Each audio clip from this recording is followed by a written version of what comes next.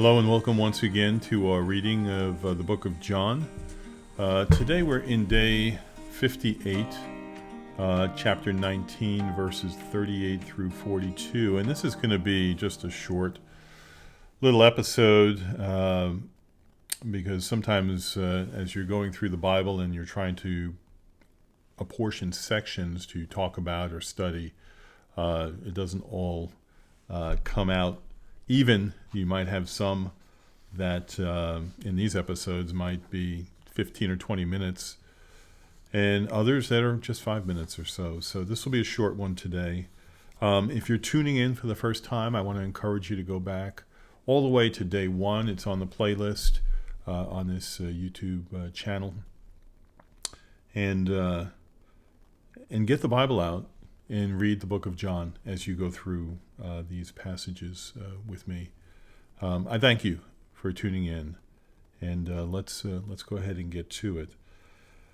We are in the place, chapter 19, verses 38 through 42, where in the last episode we read about the last really hour or so of Jesus' death, and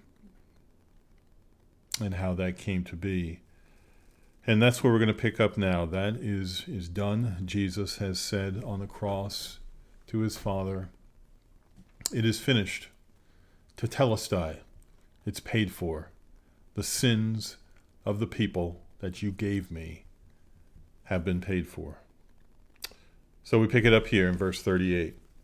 It says, "After these things, Joseph of Arimathea, who was a disciple of Jesus, but secretly for fear of the Jews, asked Pilate that he might take away the body of Jesus.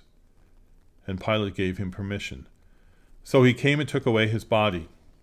Nicodemus also, who earlier had come to Jesus by night, came bringing a mixture of myrrh and aloes, about 75 pounds in weight.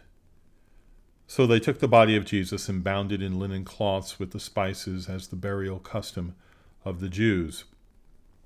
Now in the place where he was crucified there was a garden, and in the garden a new tomb in which no one had yet been laid. So because of the Jewish day of preparation, since the tomb was close at hand, they laid Jesus there." So just a few things here to mention. First,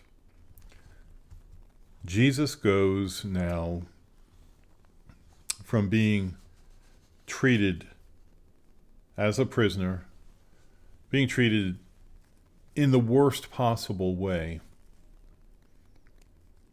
whose body, after dying as a prisoner, as a criminal, an accused criminal, alleged criminal, his body might be dumped in a Roman dump. That's what they did with these bodies if no one claimed them. But now these men come along who have been believers in Jesus quietly. So many of these people fearing their own safety. If they got lumped in with Jesus, fearing that the Jewish leaders might come after them, follow Jesus, but were quiet about it. That's who Joseph of Arimathea was. It says he followed Jesus. He was a disciple of Jesus, but secretly for fear of the Jews. And then there's Nicodemus. Nicodemus, an actual ruler of the Jews, one of the head rulers, the chief leaders of the Jews.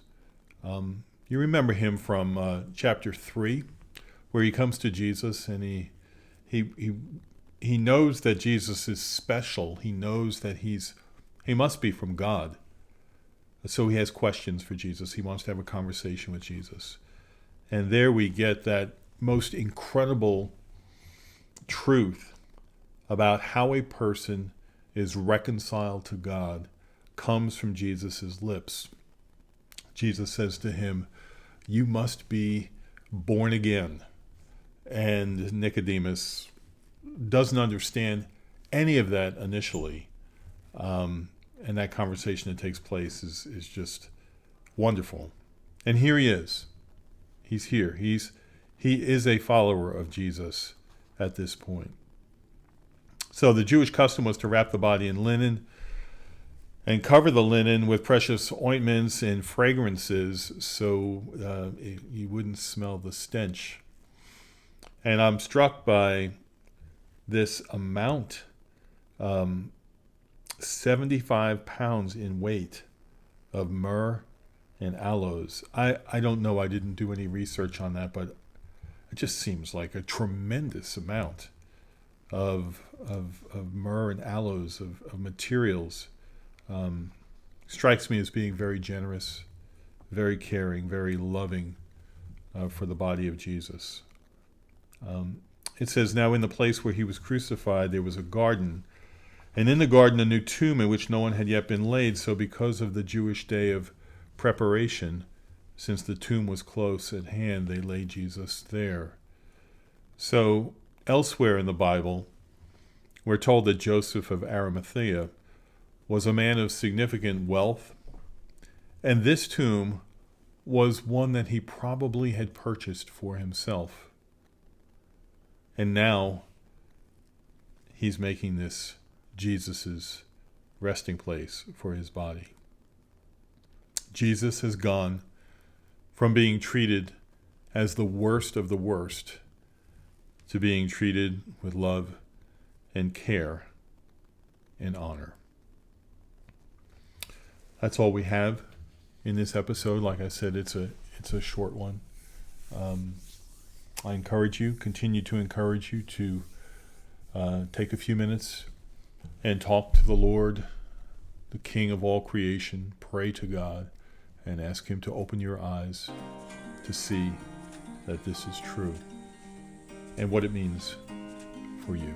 Thanks so much for listening in, and I will see you, Lord willing, in the next one.